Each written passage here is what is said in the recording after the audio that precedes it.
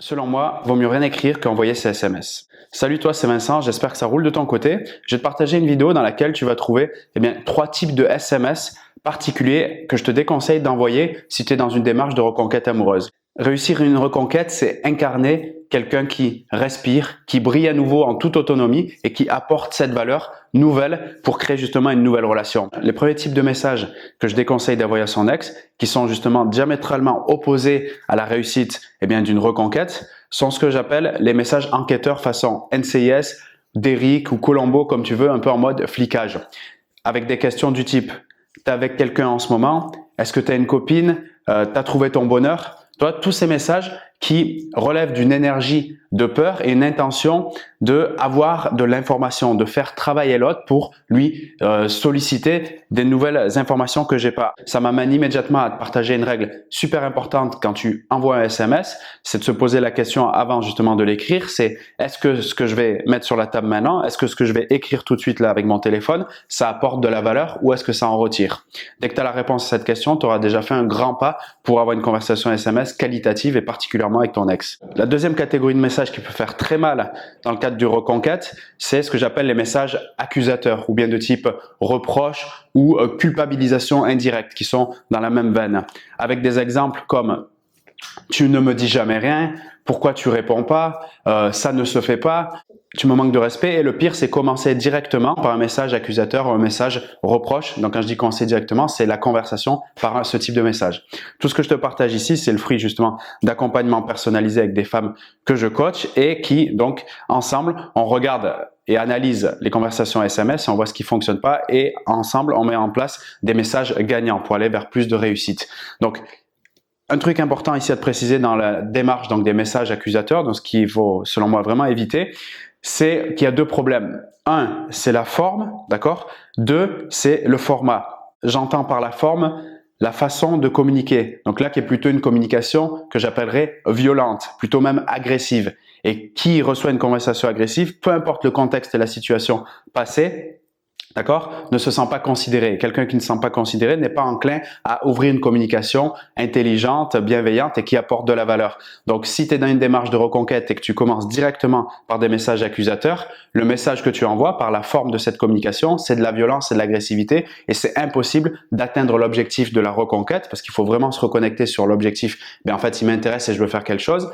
Quand je commence à agresser, à avoir une communication violente, quelle qu'elle soit, des reproches, de la culpabilisation indirecte, de l'accusation, je suis sûr que je vais à l'opposé de mon objectif. Donc, c'est très important de se rappeler de ça. Encore une fois, quelle est l'énergie qui m'invite à écrire ce message? Si je suis impatiente, si je suis en colère, si j'ai des envies de vengeance, dans ce cas-là, mon objectif de reconquête, il va être mis en grande difficulté. Donc très important ça. Le premier problème, c'est la forme, communication violente. Donc il faut plutôt tourner vers une communication qui est plutôt assertive, selon moi. Et la deuxième chose, le deuxième problème, c'est le format. D'un premier temps, selon mon approche, je vois absolument aucun intérêt, aucun bénéfice à faire des reproches ou à accuser l'autre ou à essayer de le culpabiliser de façon directe ou indirecte, que ce soit par format SMS ou même en réel. Et ensuite, imaginons, ça peut se comprendre de temps en temps, sous l'effet de l'émotion, de rentrer dans ce type de message, le faire par SMS, c'est vraiment le pire des choix. Le moins pire serait de le faire en réel, en face à face, même si, de toute manière, les mots restent, l'attitude, la façon de dire le truc, ça reste. Donc, c'est vraiment important, selon moi, de absolument éviter ça, surtout en format SMS. Et les troisième type de messages évités avec son ex sont ceux qui transpirent le manque, ceux qui transpirent le besoin. Et je te partage ici trois sous-catégories de ces messages qui transpirent le manque et le besoin. Donc les premiers sont les propositions de rendez-vous successifs dans une même conversation. C'est un truc que j'ai vu plusieurs fois. Le message que ça indique, en tout cas ce qu'il comprend quand il reçoit ce type de message, surtout quand il y a des étapes qui n'ont pas été franchies avant, comme la connexion, un peu de fun, de partage, ce sentiment d'être dans une zone confortable où on est à l'aise, où on peut s'exprimer et là éventuellement on va pouvoir parler de rendez-vous. Mais quand ça n'a pas été franchi, quand on vient juste de passer dans une zone où on est dans du silence, du calme, où on n'a pas en gros parler ensemble de quoi que ce soit et d'un coup, on va converser ensemble et faire une proposition de rendez-vous. Mais si tu veux, on en parle dehors, on continue à discuter. Oui, ça serait bien qu'on te voit lors d'un café, d'un verre, etc. Et donc 3, 4, et je l'ai vu plusieurs fois. Donc encore une fois, énergie de l'impatience qui est dessous. 3, 4 propositions de rendez-vous dans une conversation par SMS, c'est pas bon du tout parce que rappelle-toi, le but de la reconquête, c'est briller en autonomie, voir que j'ai fait un chemin, que j'ai grandi sur des valeurs qui étaient importantes, voir des objectifs pour nous. Et là, j'arrive, je transpire le manque par le fait de proposer plein de rendez-vous. L'autre en face, la personne qui t'intéresse, elle va capter que tu es encore dans cette énergie de manque, de besoin et ça va pas du tout être séduisant, surtout si c'est récent après la rupture. Donc ça, c'est très important. Donc cette sous-catégorie de messages qui transpire le manque, qui est le fait de proposer plusieurs fois des rendez-vous dans une même conversation. La deuxième sous-catégorie de messages, ce sont les demandes. Encore une fois, quand c'est récent après la rupture, c'est encore pire. C'est-à-dire les demandes. Donc, je te demande de me faire confiance, je te demande de me croire, j'ai changé, tu verras, c'est plus pareil. Faut se mettre à la place de l'autre dans ce genre de situation. Ça vient de s'arrêter parce qu'il y a eu un problème d'honnêteté ou de confiance. C'est pas en revenant 3 semaines après en disant je te demande de me croire, je te demande de me faire confiance que la personne elle va te croire en face. Non. Comment elle peut te croire? La seule manière vraiment la plus puissante pour le croire, et c'est pour ça que ça demande un peu de temps, il faut l'accepter, ça fait partie du jeu, c'est d'incarner son propre changement. S'il y a un problème d'honnêteté peut-être qui a causé la rupture, c'est pas le fait de demander de me croire qui a fait la différence. Par contre, d'incarner l'intégrité, l'honnêteté et de mettre des actions en place qui, à peine en te regardant, on voit que ça transpire l'honnêteté. Oui, dans ces cas-là, ça va être beaucoup plus facile de te croire. Ça me fait penser à une phrase qu'un ami me disait par rapport à la richesse, peu importe qu'elle soit matérielle, financière, spirituelle ou n'importe quel autre domaine, qui disait que le vrai pouvoir ne se montre pas. Et oui, parce que quand justement tu incarnes vraiment une valeur forte, t'as pas besoin d'aller te justifier. C'est à peine on te regarde, on va immédiatement capter que tu es cette valeur. Donc ça, c'est très important dans le cas d'une reconquête, de ne pas être dans la demande, mais plutôt de se demander soi-même comment je peux faire pour incarner cette chose importante et j'aurai pas besoin justement de me justifier dessus. Ça va être quelque chose qui va être intégré en moi, quoi. Cette troisième sous-catégorie de messages qui transpirent le manque ou le besoin, c'est ceux qui commencent par « sans toi ».